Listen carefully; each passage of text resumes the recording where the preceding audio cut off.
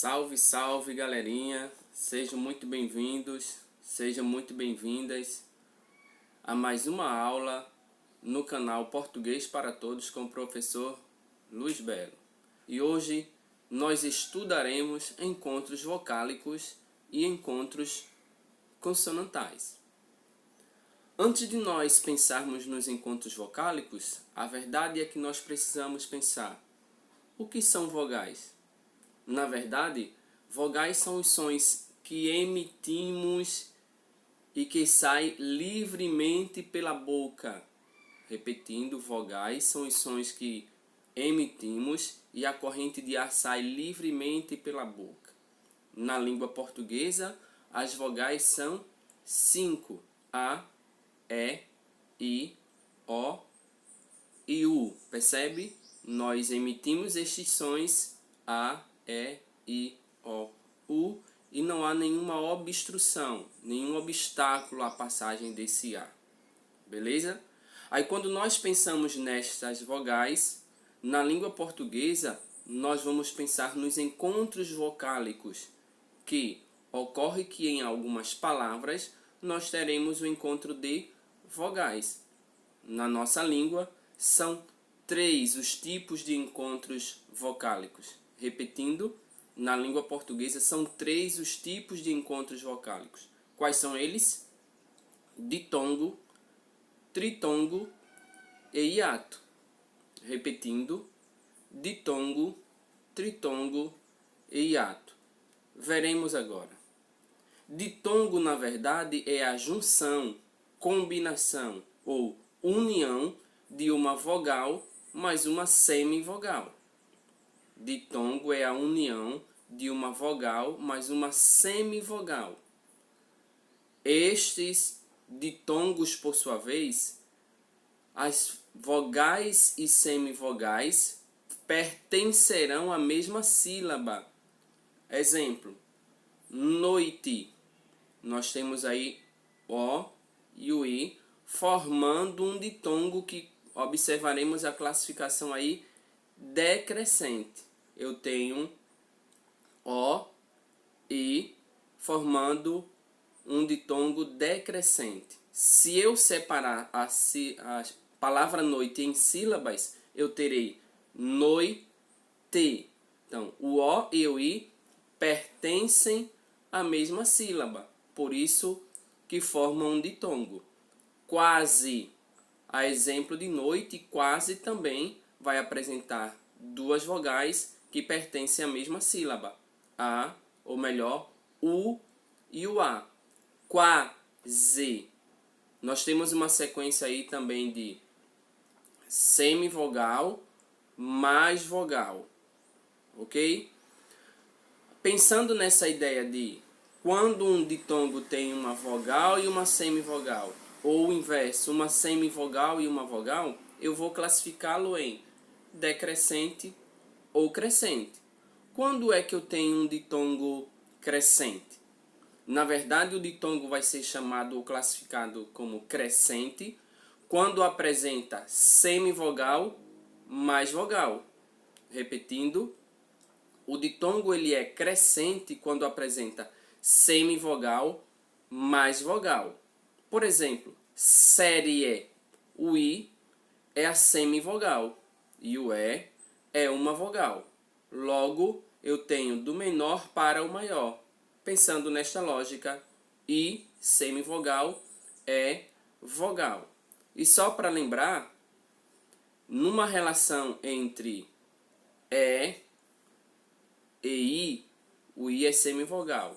Simplificando, I e U sempre serão semivogais no encontro com outras vogais. Tá ok?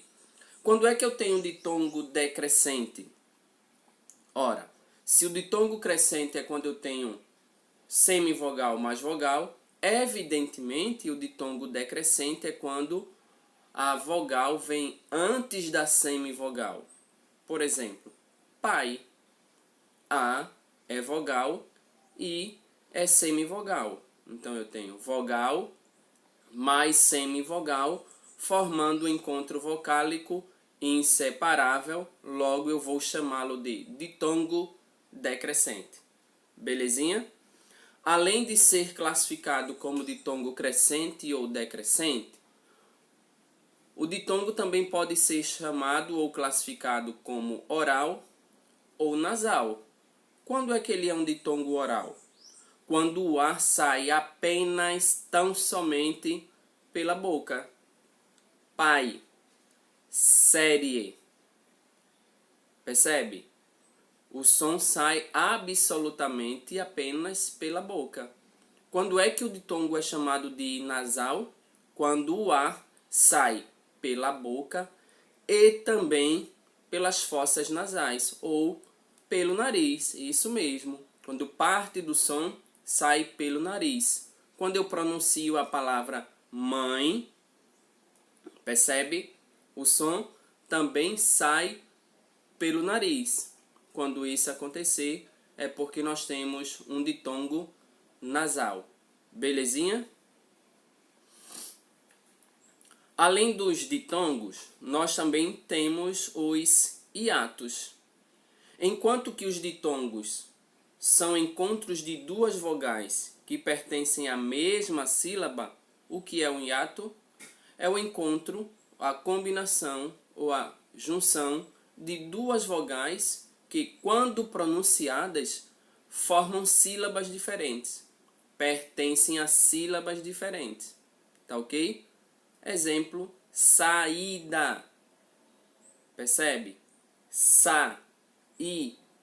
Eu tenho 3 sílabas e o A e o I pertencem a sílabas diferentes.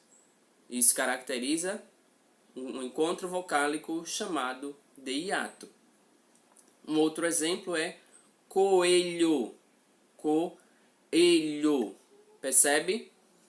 O O e o E pertencem a sílabas diferentes quando pronunciados. Coelho.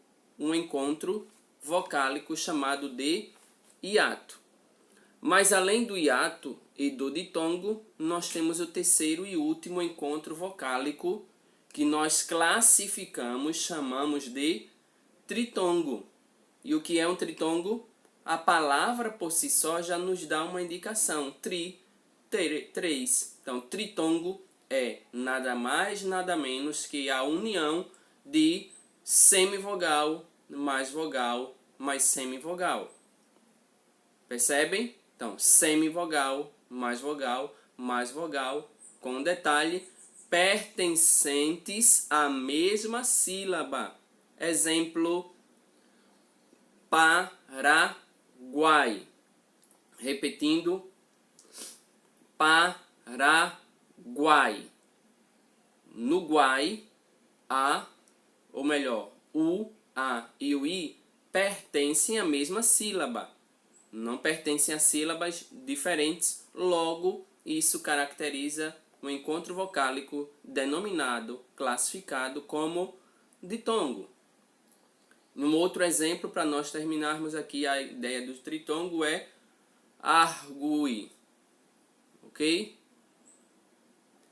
E estes ditongos, por sua vez, repetindo, estes ditongos, por sua vez, podem ser chamados de orais ou nasais. A mesma ideia lá dos ditongos, ok? Os tritongos aqui também podem ser orais e nasais.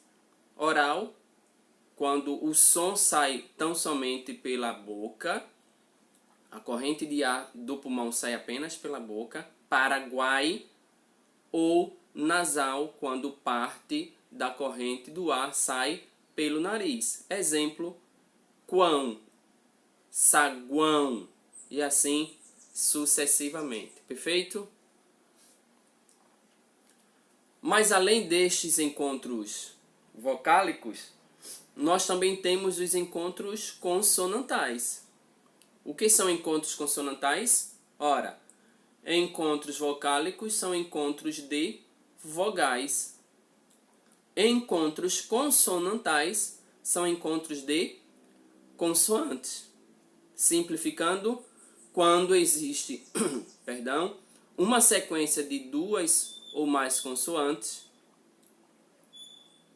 ou seja, quando existe uma sequência de duas ou mais consoantes em uma mesma palavra, denominamos essa sequência de encontro consonantal.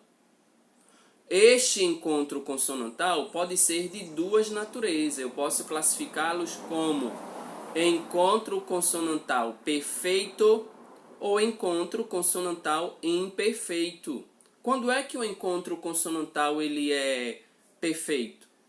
Quando pertencem à mesma sílaba. Exemplos: claridade, o C e o L pertencem à mesma sílaba. Fritura, FR, amplo, PL. Observemos que estes encontros vocálicos pertencem à mesma sílaba. Então, quando pertencem à mesma sílaba, eu vou chamá-los de encontros consonantais perfeitos. Já os imperfeitos, por sua vez, são os encontros que pertencem ou que ficam em sílabas diferentes.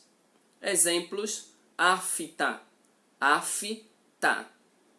F e o T, sílabas distintas, sílabas diferentes, portanto, encontro consonantal imperfeito.